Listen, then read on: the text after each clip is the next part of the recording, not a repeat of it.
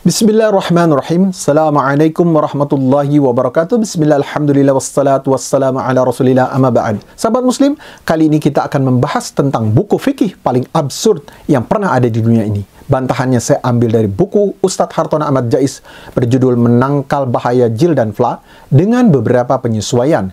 Video ini akan menanggapi isi buku tersebut secara umum, kemudian saya akan nukil 2 kutipan saja sebagai contoh persoalan dari buku tersebut, dan akan diberi bantahan ringkas. Nah, sahabat muslim, tim penulis Para Madinah berjumlah 9 orang, yaitu Nur Khalis Majid, Kausar Azari Nur, Komarudin Hidayat, Masdar F. Mas'udi, Zainun Kamal, Zuhairi Misrawi, Budi Munawar Rahman, Ahmad Gaus, dan Mun'im As-Sirri menulis buku yang judul lengkapnya Fikih Lintas Agama Membangun Masyarakat Inklusif Pluralis. Dalam buku tersebut, mereka secara terang-terangan mengusung keyakinan inklusif pluralis alias menyamakan semua agama, dan secara belak-belakan mereka sengaja membuka jati diri mereka bahwa meskipun mengaku Islam, namun mengakui akidah mereka itu berbeda dengan kebanyakan muslim lainnya. Sayangnya, akidah yang berbeda itu mereka pasarkan dengan cara-cara menyelewengkan pengertian ayat-ayat Al-Quran, As-Sunnah, menghujat ulama, memelintir perkataan ulama, meninggikan kedudukan dan suara serta tingkah tokoh-tokoh kafir, bahkan yang sangat anti agama, mengekspos penyelewengan sebagian tokoh untuk kemudian dijadikan contoh supaya bahkan dicarikan jalan keluarnya berupa penghalalannya, dan menggiring umat Islam untuk tidak meyakini Islam secara semestinya. Slogan mereka itu adalah akidah yang berbeda, itu memerlukan fikih yang berbeda. Mereka sendiri yang menyatakan bahwa siapa yang akidahnya eksklusif, maka fikihnya eksklusif pula. Sedangkan mereka, yaitu kaum liberal, yang akidahnya inklusif pluralis, alias menyamakan semua agama, maka memerlukan fikih pluralis pula. Lalu mereka buatlah secara beramai-ramai, terdiri dari 9 orang, sebuah buku setebal 274 halaman dengan judul Fikih Lintas Agama. Sesuai dengan sifatnya yang berbeda, maka fikih lintas agama itu pun berbeda dengan fikih hasil ijtihad para ulama. Di antara perbedaannya itu adalah dibiayai oleh lembaga kafir, ditulis oleh orang-orang yang latar belakang keilmuannya juga bukan ilmu fikih, namun rata-rata menggeluti filsafat atau perbandingan agama, atau tasawuf, atau ilmu kalam, itu bukan ilmu tauhid. Kalau toh tadinya belajar ilmu fikih di fakultas syariah seperti Masdar F. Mas'udi, pada perjalanan terkininya dia bukan lagi menekuni studi jurusan fikih, tapi filsafat.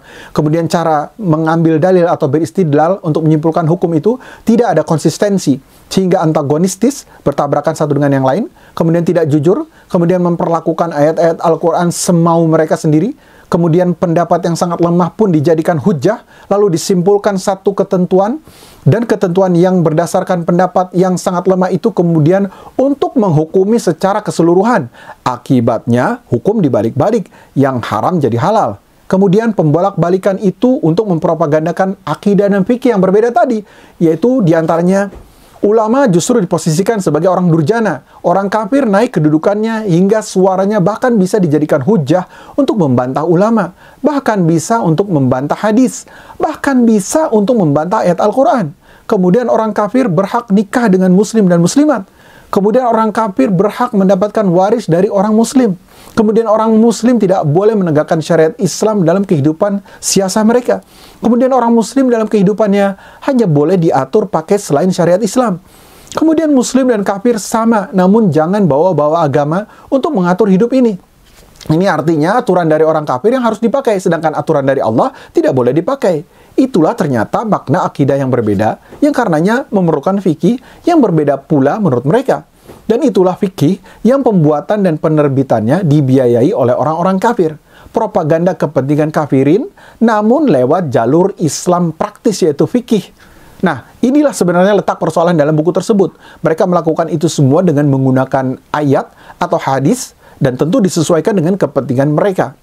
Tentu saja bahaya besar bagi khalayak ramai, yaitu orang-orang kafir, dan sebagian umat Islam yang hatinya ada penyakitnya, bisa-bisa terpengaruh sehingga tanpa sadar, mereka mengenal Islam dengan pemahaman yang salah, sekaligus menjadi kaki tangan yang justru merusak Islam itu sendiri tanpa sadar. Nah, sahabat muslim, langsung saja saya nukilkan contoh persoalan yang dibahas di buku tersebut beserta bantahannya. Kutipan yang pertama ada di halaman 5. Di situ dikatakan, kaum muslim lebih suka terbuai dengan kerangkeng dan belenggu pemikiran fikih yang dibuat Imam Syafi'i. Kita lupa Imam Syafi'i memang arsitek usul fikih yang paling brilian.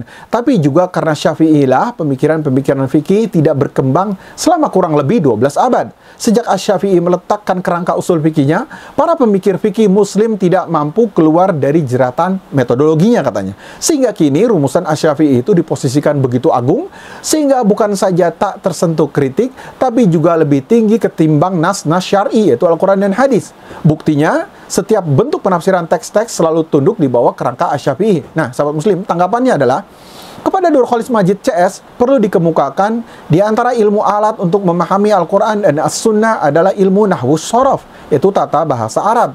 Para ulama ahli ilmu nahwu telah merumuskan kaidah-kaidahnya, di antaranya Imam Sibawayh dan lainnya yang terkemuka dalam bidang ilmu nahwu. Dan besar pengaruhnya sampai kini. Para penafsir Al-Quran dan pensyarah hadis pun, untuk memahami kedudukan kalimat-kalimat dalam Al-Quran dan hadis itu, merujuk kepada ilmu nahwu. Lalu apakah kemudian Imam Sibawayh dan lainnya bisa dituduh telah membuat kerangkeng, belenggu, dan jerat dalam keilmuan di kalangan Islam selama berabad-abad?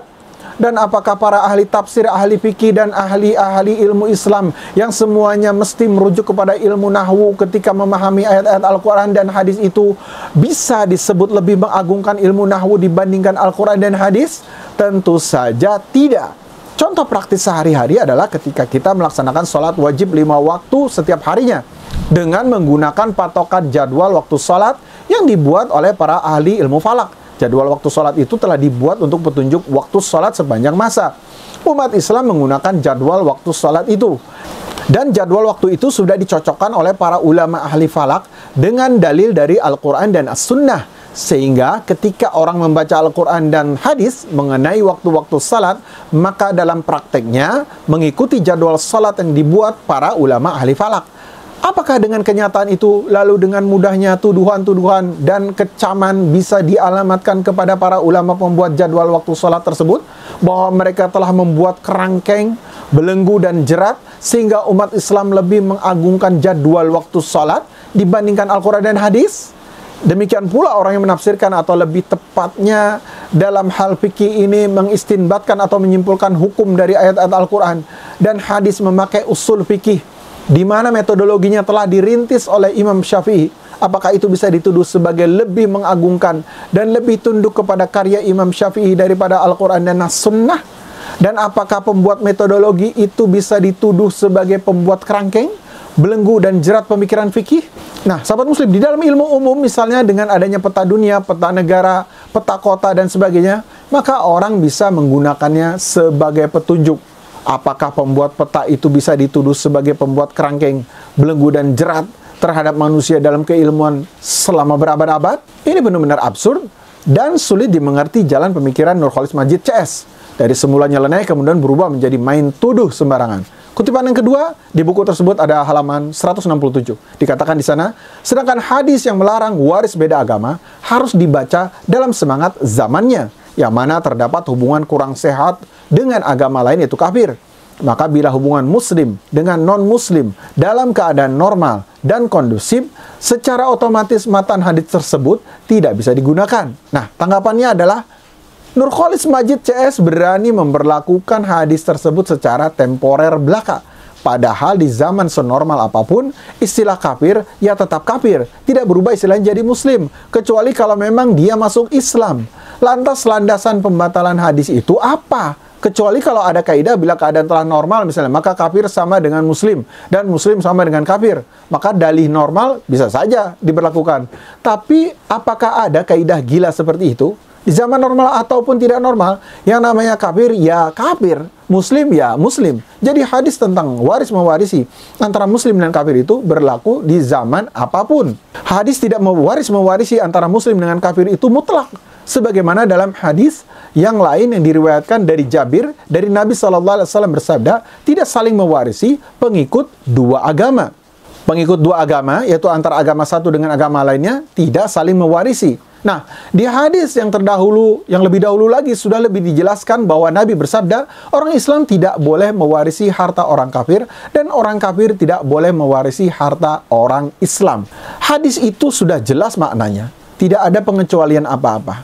Berarti sifatnya mutlak, tidak bisa diinterupsi, oleh pendapat bahwa itu hanya berlaku di saat terdapat hubungan kurang sehat dengan agama lain atau kafir.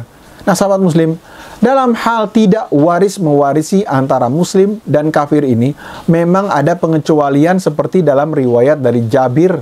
Dia berkata, Rasulullah SAW bersabda, kami tidak mewarisi harta ahli kitab dan mereka tidak mewarisi harta kami, kecuali laki-laki mewarisi harta budaknya, laki-laki, atau amatnya, itu budak perempuannya.